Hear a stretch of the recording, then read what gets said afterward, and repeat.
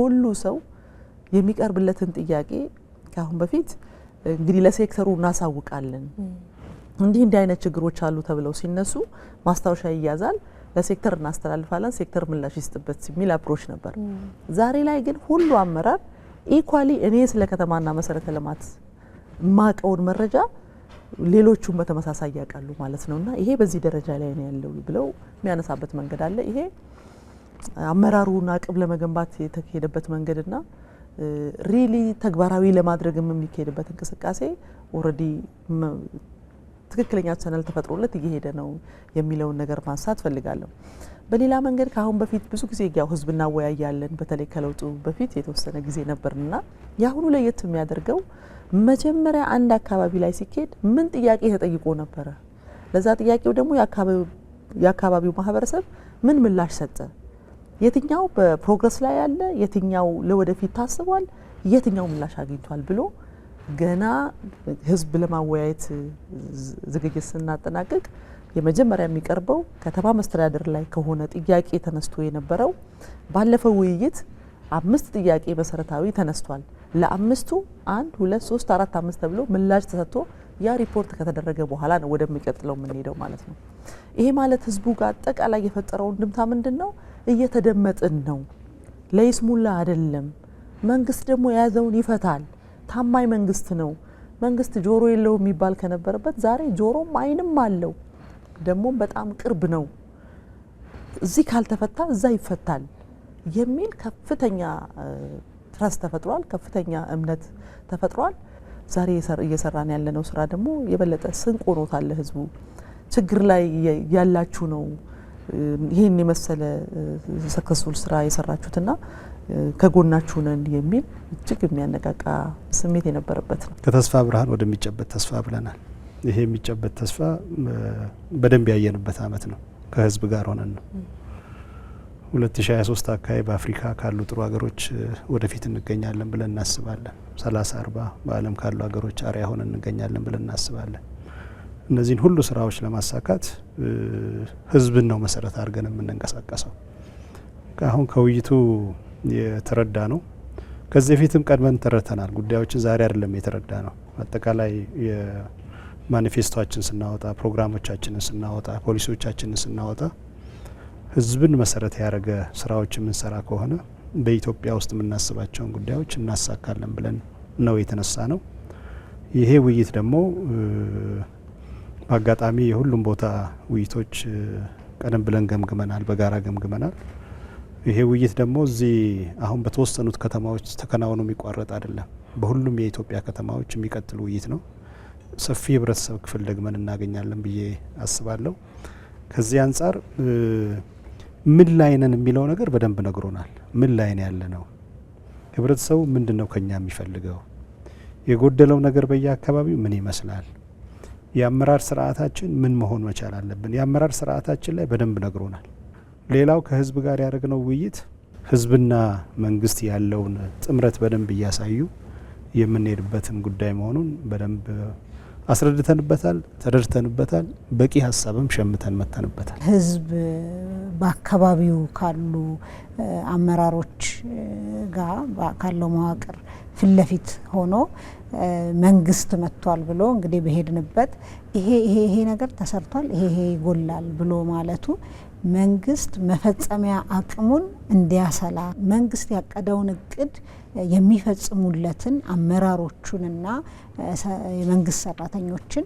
የበለጠ እንዲቀርጽ ተጠያቂነትን ለህዝብ ተጠያቂ መሆናችንን ህዝብ ደግሞ እንደዛው በግልጽ ሲናገር ያነቃናል በዚህም ምክንያት አይደለም ሌላ ተጨማሪ ጥያቄ በሁለተኛነት የሚመጣው ያለውን እቅድ በአግባቡ እንድንወጣ ትልቅ አቅም ይፈጥራል ማለት ነው እንደ ሀገር ሉዓላዊነትን በመሳሪያ ብቻ ነው አቅም ወይም በወታደር አቅም ብቻ ሳይሆን የኢኮኖሚ አቅምም በጣም ወሳኝ እንደሆነ በአንዳንድ ጉዳዮች ራሳችንን መቻል ለምሳሌ ማዳበሪያ ለምሳሌ ኃይል ኢነርጂ በጣም ወሳኝ ስለሆኑ እነዚህንም ህዝቡ በዛው እኩል እንዲገዛ ሀሳቦቹን የማድረግ ያው መንግስት ሀሳቡን ቢያመጣም ማለት ነው ከዛም ባሻገር እንደ ሀገር በጣም በቁጭት በእያንዳንዱ ቤት የእግር እሳት የሆነውን አላግባብ በሆነ ሴራ ያጣነውን የባህር በር ጉዳይ አገራዊ ብሔራዊ ጥቅም ብለን የምንለውን ይሄንን ለማምጣት መንግስት ሊዱን ወስዶ ህዝቡን ከጎኑ የሚያሰልፈው ነገር እንዳለ ሆኖ ግን መንግስት የህዝብን ፍላጎት የልማት ጥያቄ ምንድነው የሚለውን አጠገብ ሲሄድ ነው መስማት የሚችለውና ለመንግስት የሚሰጠው አቅም ቅድም ላልኳቸው ትልልቅ ጉዳዮች ህዝቡን አሳምኖ ከጎኑ ማሰለፍ አንዱ ሆኖ በየቦታው የሚሰሩ የልማት ስራዎች ግን ህዝቡ የሚጠይቃቸው ትክክለኛ ናቸው። ቅድም እንዳልኩት በጨለማ ከመተኮስ ኢላማውን የሚስት ጉዳይ ከማድረግ ይልቅ በትክክለኛ ኢላማችን ላይ መተኮስ እንድንችል ይሄ ጥያቄ ብሎ የሚለውን እንዲያነሳ እና እኛም በማስታወሻችን ይዘን እንድንመጣ እድል ሰጥቶናል። ትልቅ አቅም የሰጠ ነበር መድረኩ ማለት ነው። የመደመር መንግስት ህልም የኢትዮጵያ ህዝብ ህልም መሆኑን ያረጋገጥንበት ነው። በጋራ የጋራ አቋም የጋራ ግንዛቤ ያረጋገጥንበት ነው። በጋራ ቆመን ህልሞቻችንን ለማሳካት የምንችል መሆናችንን ያረጋገጥንበት ነው። ስለዚህ ኢትዮጵያን ቅድም ፕሬዚዳንት እንደሻው እንደሚያነሳው የዓለም የብልጽግና አርአያ አድርገን ለመሳል የጀመርነውን ጉዞ ለማሳካት መንግስት እንደ መንግስት ሚናውን እንዲወጣ፣ ህዝብም ደግሞ እንደ ህዝብ ሚናውን እንዲወጣ የጋራ ግንዛቤ ተመሳሳይ ገጽ ላይ መሆናችንን ያረጋገጥንበት መድረክ ነበር ማለት ነው። የኢትዮጵያ ህዝብ ለማደግ ለመለወጥ፣ ከድህነት ለመውጣት ወደ ብልጽግና ማማ ለመሻገር ያለው ጉጉት፣ ያለው መሻት፣ ያለው ፍላጎት እጅግ በጣም ከፍተኛ ነው። በጣም አንዳንድ ጊዜ እንቅልፍ የሚነሳ ነው ማለት ነው አመራሩ። ስለዚህ ይህን የተገነዘብንበት ነው። ዓላማውን ያሳካ ነበር ብሎ መናገር ይቻላል። አንደኛ ከዚህ በፊት የተሰሩ ስራዎችን እንደ ዋነኛ መነሻ መሰላል ተጠቅመን ወደሚቀጥለው የስኬት ደረጃ፣ የድል ደረጃ፣ የአፈጻጸም ደረጃ ከፍ ማድረግ አለብን የሚለውን ህዝቡ ተገንዝቦ ያነሳበት ነው። በዚህ መቆም የለብንም የሚል ነው። ለምሳሌ ዋናዎቹ የከተሞቹ አካባቢዎች ኮሪደር ሆነዋል። አሁን ደግሞ ኮሪደሩ ወደ ውስጥም ጭምር ይስፋፋ ያለበት ነው ማለት ነው። ምንም መቆም አንችልም ማለት ነው። እንቅልፍ የሚነሳ ነው ያልኩት ለዛ ነው።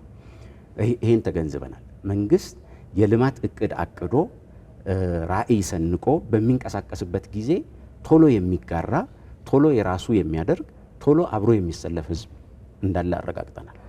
ይሄ በጣም ተስፋ የሚሰጥ ልብ የሚያሞቅ በጣም ትልቅ አቅም የሚሆን ነው ለመደመር መንግስት አመራሮችና አባላት ማለት ነው። ይሄን ተገንዝበናል። ከዚህ ጋር በተያያዘ እንደ አገር የተያዙ ማክሮ የሆኑ በጣም ትላልቅ ህልሞቻችን፣ ትላልቅ ፕሮጀክቶቻችንን ለመፈጸም መንግስት የጀመራቸውን ስራዎች ህዝቡ ከጎኑ ቆሞ እንደሚደግፍ በገንዘብ፣ በእውቀት፣ በአይነት እንደሚደግፍ ያረጋገጠበት ነው። ይህን ያየንበት ነው ማለት ነው። እንደ ሀገር የተጀመሩ ትላልቅ ሜጋ ፕሮጀክቶቻችን የጉባ ብስራቶች ብለን የያዝናቸውን ትላልቅ ፕሮጀክቶቻችን ማስፈጸም እና ከግብ ማድረስ እንደተጠበቀ ሆኖ በአካባቢው ደግሞ እዛው ከተማ ውስጥ ደግሞ የሚሰሩ የልማት ስራዎችን ለማከናወን ለማሳካትና የህዝቡን መሰረታዊ ጥያቄዎች ለመፍታት የአካባቢው መንግስት፣ የከተማ አስተዳደሩ እና ህዝብ ደግሞ በጋራ መቆምና በጋራ ያላቸውን አቅም አስተባብረው መፍታት እንደሚችሉ ያረጋገጥንበት ነው ማለት ነው። ለምሳሌ በርካታዎቹ ቅድም የምናነሳቸው የህዝብ ጥያቄዎች ከፌዴራል መንግስት ብቻ ሳይሆን በአካባቢው ያለ የከተማ አስተዳደርና ህዝቡ በጋራ ቢሆኑ የሚፈቷቸው ናቸው። ለምሳሌ የውስጥ ለውስጥ መንገድን ማስፋፋት፣ የውሃ እጥረትን መቅረፍ፣ የአገልግሎት ሁኔታን ማሻሻል እና እዛው አካባቢ በሚሰሩ ስራዎች አሁን እያጋጠመ ያለውን የኑሮ ውድነት መቅረፍ፣ እዛው ያለው የአካባቢው አስተዳደርና ህዝቡ በጋራ ቆመው በጋራ አቅደው መስራትና ማሳካት የሚችሏቸው መሆኑን ያየንበት ነው ማለት ነው። የቤት ስራ የወሰድንበት፣ የቤት ስራ የሰጠንበት፣ ከህዝብ አንጻር መሰጠት የሰጠናቸውና የተግባባንባቸው የቤት ስራዎችም አሉ ማለት ነው። ለምሳሌ ህዝቡ የኢትዮጵያ እድገትና ብልጽግና ዋነኛ ሞተር መሆን አለበት። ህዝብ ያልተሳተፈበት፣ ህዝብ የራሱን ሚና ያልተጫወተበት፣ በግንባር ቀደምትነት ሚናውን ያልተወጣበት ልማት አይሳካም። ይሄን በሚገባ መገንዘብ ያስፈልጋል። ከዚህ አንጻር ህዝብ 1-3 ቦታዎች ላይ የራሱን የቤት ስራ መወጣት እንዳለበት በየመድረኮቹ አንስተናል። መግባባትም ተደርሶባቸዋል ማለት ነው። አንዱ እድገት ማለት ምርትና ምርታማነት ነው። ብልጽግና ማለት ማምረት ነው፣ ማደግ ነው። ከዚህ አንጻር ህዝቡ እኔም መንግስት የሚያደርገውን ጥረት ከግብ እንዲደርስ ከተፈለገ እኔም ሙሉ ጊዜን፣ ሙሉ ጉልበቴን፣ ሙሉ አቅሜን አስተባብሬ መስራት አለብኝ፣ ማልማት አለብኝ የሚለው ላይ እያንዳንዱ የህብረተሰብ ክፍል ሚናውን መጫወት አለበት የሚል ነው።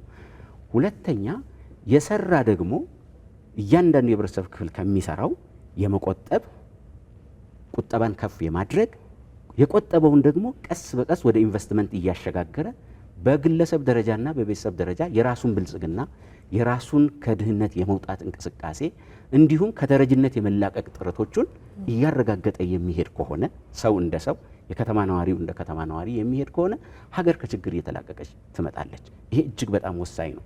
ስለዚህ መስራት፣ መቆጠብ፣ ወደ ኢንቨስትመንት ማሳደግ፣ የራሱን ኢኮኖሚ ማሸጋገር እንዲሁም ደግሞ የመንግስትን ገቢ በሚገባ በሰራው ልክና በህግና ስርዓት በተቀመጠው መንገድ የመንግስትን ገቢ በሰዓቱና በስርዓቱ መንገድ መክፈል እጅግ በጣም ተገቢ ነው። አገር የሚያድገው ዜጎች በሚከፍሉት ገቢ ነው። ይሄን የሚወጣ ከሆነ ሀገር እያደገች ትመጣለች። አሁን በተለያየ መንገድ የተነሱ የህዝብ ጥያቄዎችም እየተመለሱ የሚመጡት በዚህ መንገድ ነው ማለት ነው። እሱ ብቻም አይደለም።